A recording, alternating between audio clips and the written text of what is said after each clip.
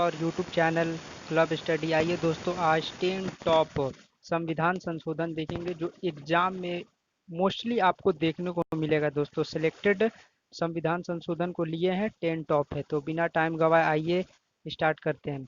तो पहला देखते हैं 42वां संविधान संशोधन। तो 42वां संविधान संशोधन में 10 मौलिक कर्तव्य को 51 क के तहत 51 क में दोस्तों 10 मौलिक कर्तव्य को जोड़ा गया। और इसमें इम्पोर्टेंट यह है कि इसमें समाजवादी, धर्मनिरपेक्ष, एकता और अखंडता शब्दों को इसमें जोड़ा गया था 42वां संविधान संशोधन में।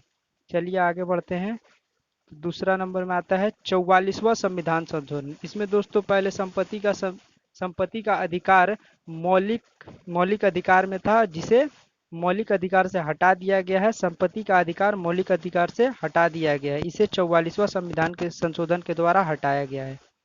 आगे बढ़ते हैं 52वां संविधान संशोधन। इसके तहत दल बदल को 10वीं अनुसूची के अंतर्गत रखा गया। दोस्तों दल बदल को 10वीं अनुसूची के अंतर्गत रखा गया। इसे याद कैसे करेंगे?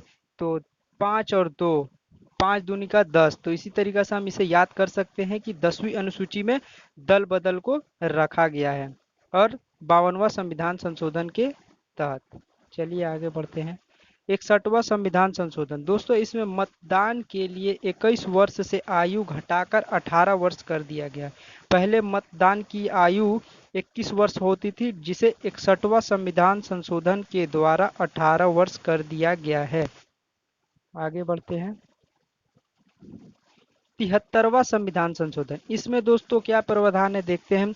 तो इसमें जो 11 अनुसूची है उसमें पंचायती राज संबंधित प्रावधान को शामिल किया गया। दोस्तों 11वीं अनुसूची और इसमें पंचायती राज संबंधित प्रावधान को शामिल किया गया है। चलिए आगे बढ़ते हैं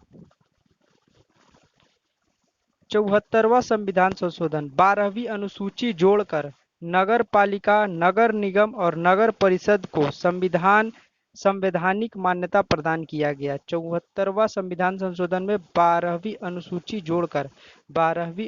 को जोड़कर नगर पालिका, नगर निगम और नगर परिषद की संविधान किया गया।